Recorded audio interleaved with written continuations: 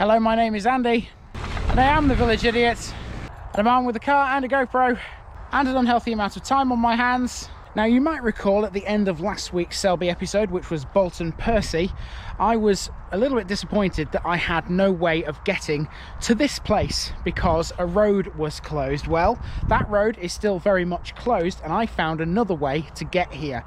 I'm glad I did, because to be honest with you, this one won't take me very long. This is very, very small. This is the parish of Oxton.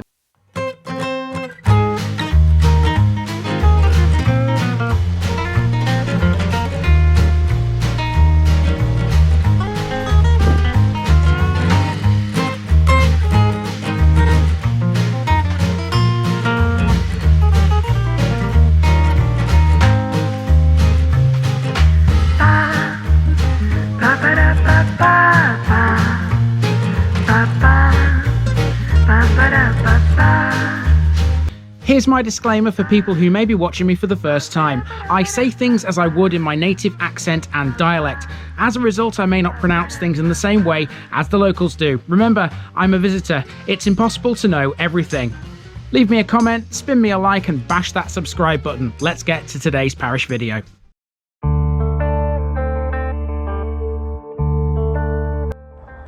The hamlet of Oxton is a civil parish in the Selby district of North Yorkshire, about 8 miles southwest of the city of York. The parish touches Bolton Percy, Grimston, Kirby Wharf with North Milford, Steeton and Tadcaster, which is the closest town. In 2001, the parish had a population of just 20 people, even less than Steeton. Oxton was formerly a township in the parish of Tadcaster and in 1866 became a civil parish in its own right. Despite its small size, there are two Grade II listed buildings in Oxton, the mid-18th century Oxton Grange and the early 18th century Oxton Hall. The latter we'll get a look at in a short while. It does have a few amenities too, believe it or not. Buses stop here on the way to Bolton Percy, although with this being between there and Tadcaster, it kind of makes sense. There's no shop or post office as you might expect, but there is a standalone postbox, which I consider to be of vital importance for a very rural community.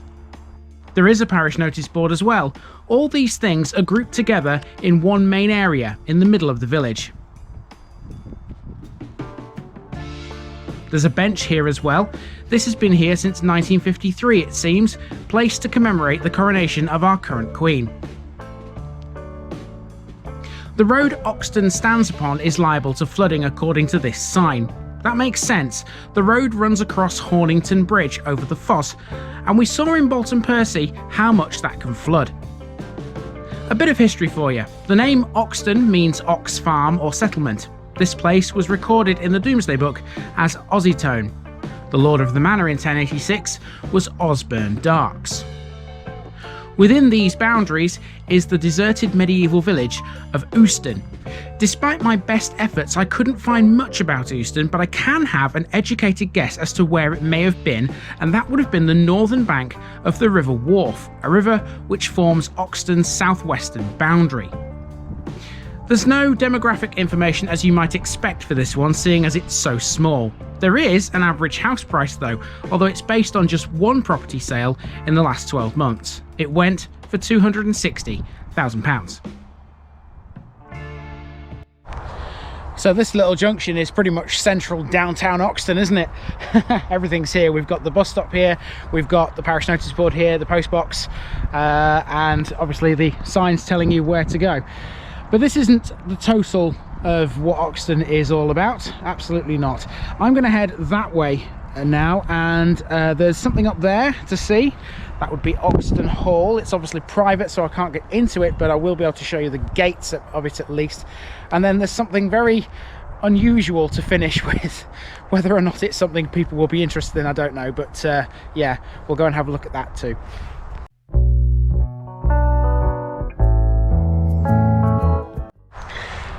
Now, you may recall a long time ago, if you're a regular viewer, on March the 6th in the parish notice board, I was in the Lit Gate at Bolton Percy's church, and it mentions Oxton Hall there. Well, this is Oxton Hall. Now, I can't go in any further than this because obviously it's private. I will put a picture in the video though, if I can find one right now. This is pretty much the best I could do with a picture from the internet. This comes from an 1872 sale catalogue. Originally called Mount Pleasant, the mansion's first known owner was Mrs. Mildred Bourchier, the widow of John, the owner of Benningborough Hall, north of York. The hall dates from the second half of the 18th century and was designed by an unknown architect. It's surrounded by a huge landscape park, which in itself is interesting. Oxton Hall's park and garden is a largely intact early to mid-19th century designed landscape that takes advantage of its slightly elevated position compared to its surroundings. It was in an area that had previously been fields. A man by the name of John William Clough largely created the landscape we see today. There were additions made by a subsequent owner, Admiral William Ramsden, in the mid-1850s, who further enhanced the estate. Hold on a second. I was just about to leave here and I noticed this. This is not a public right-of-way, but look, pedestrian access through the drive to Bypass Bridge is permitted. So in theory, I should be able, should I not, to stand here and show you Oxton Hall. There it is. The Hall's North Lodge and part of the parkland was separated from the main estate following the building of the A64 Tadcaster bypass in 1978. Speaking of the A64, literally just around the corner you've just seen is a bridge which crosses it. Last time we saw this was way back in the Steeton episode. While it's here in our sights again, I'll give you another nugget of information. The road approximates a section of the old Roman road that ran from Chester to Bridlington and it intersects Ermine Street at York. So the A64 is Oxton's northern boundary. Anywhere further to the north that way and you are in Tadcaster. Okay, to finish this one off, I said about an unusual landmark. I'm not quite sure how many people will be interested in this, but Oxton does have one of these. A sewage works, and it's half a mile away down a track down the side of the A64. Let's go and have a look at it.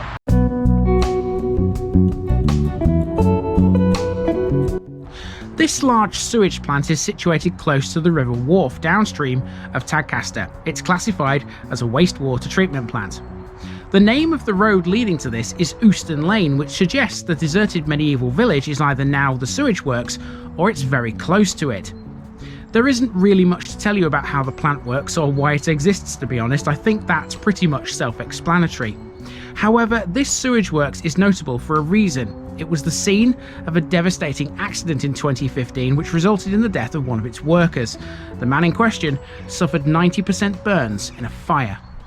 I find all the good stuff, me, don't I? In all seriousness, we don't see many of those, do we?